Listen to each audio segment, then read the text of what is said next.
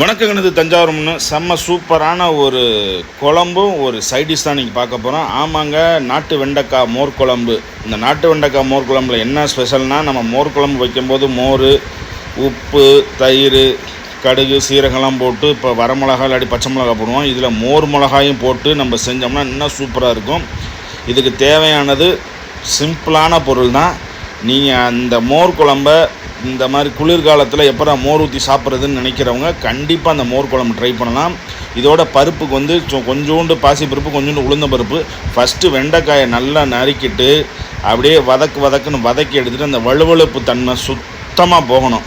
ஆமாம், சிம்பிளான குழம்பு. யார் வேணாலும் இந்த வீடியோவை பார்த்தே நீங்கள் வச்சுக்கலாம்.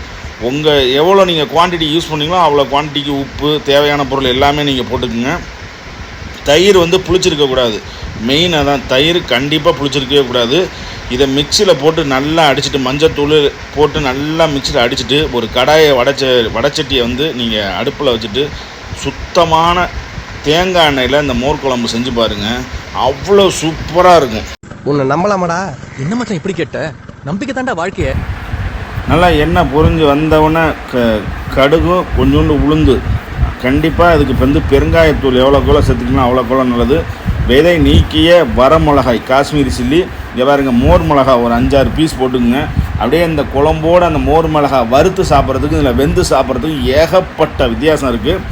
அப்படியே போட்டு இப்பளக்க ஒரு கிண்டு, அப்பாலக்க ஒரு கிண்டுட்டு நீங்கள் அடித்து வச்சுருக்கீங்க பார்த்தீங்களா தயிரை, இது நல்லா கோல்டன் ப்ரௌன் கலர் வர வரைக்கும் நல்லா வதக்கிடணுங்க.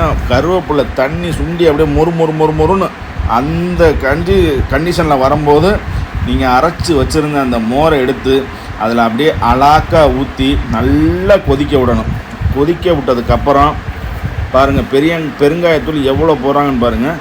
பெருங்காயத்தூள் போடுறது அவ்வளோக்கு அவ்வளோ நல்லது. அப்படியே அடித்த மோரை அப்படியே உள்ளே இறக்கிற வேண்டியதான்.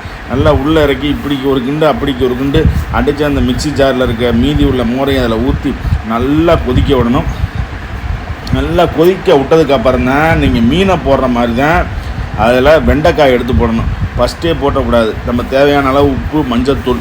நீங்கள் மஞ்சத்தூள் போட்டு தயிரோடு அடித்து ஊற்றினாலும் இன்னும் சூப்பராக இருக்கும். இல்லை நீங்கள் தனியாக போடுறதுனாலும் போட்டுக்கலாம். இதுக்கப்புறம் வேறு எதுவுமே நீங்கள் சேர்க்க தேவையில்லை. அங்கே பாருங்கள், நல்லா கொதித்து வந்துருச்சு.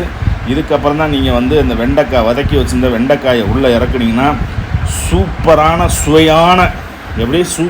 சுவையான ஒரு நாட்டு வெண்டைக்காய் மோர் குழம்பு மதிய லஞ்சுக்கு ரெடி. இதெல்லாம் நீங்கள் சமைச்சு கொடுத்தீங்கன்னா வீட்டில் எப்படி தெரியுமா சாப்பிடுவாங்க?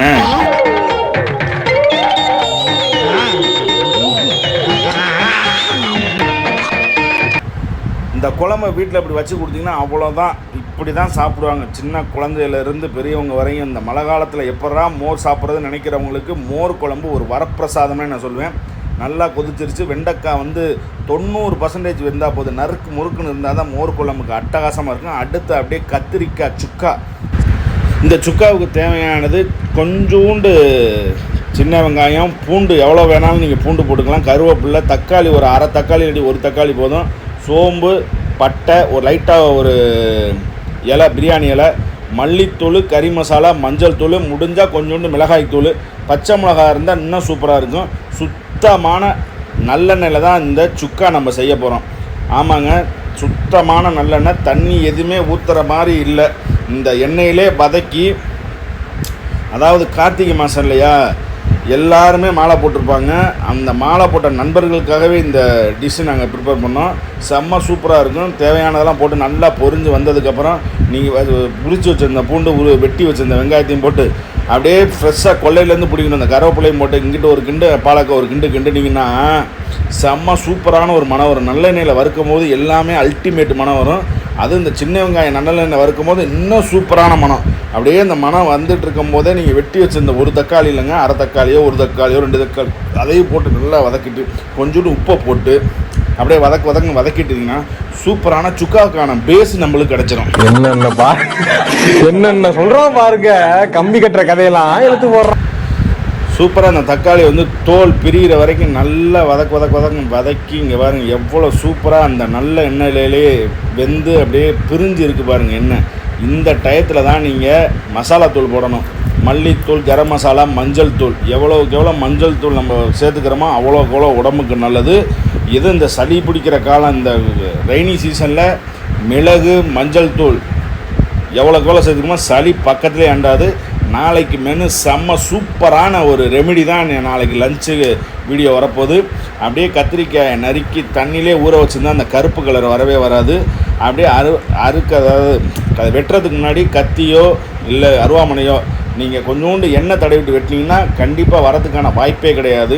அப்படியே மட்டன் துண்டு மாதிரி என் பொண்டாட்டி அப்படியே அழகாக வெட்டியிருக்கா பார்த்தீங்களா? ஐயோ, பார்க்கும்போதே எச்சி உருது. இதெல்லாம் சாப்பிட்டு முடிச்சாச்சு. நல்லா கிண்டிகிட்டே இருந்தீங்கன்னா இது மாதிரி கத்திரிக்காய் சுக்கா அவங்களுக்கு ரெடி ஆயிருங்க. ஆமாம், கத்திரிக்காய் சுக்கா ரெடி ஆகினா ஆயில் அப்படியே எண்ணெய் பிரிஞ்சு வந்தவுடனே அப்படியே இந்த சுட சுட இந்த கிளைமேட்டுக்கு சுட சுட அந்த சோத்தை போட்டு அதில் மோர் குழம்பு ஊற்றி சைடில் அப்படியே இந்த கத்திரிக்காய் சுக்கா வச்சு சாப்பிட ஆரம்பித்தோம்னா அவ்வளோ அருமையாக இருக்கும். செம்ம சூப்பராக இருக்கும். நீங்களும் வீட்டில் ட்ரை பண்ணி பாருங்கள்.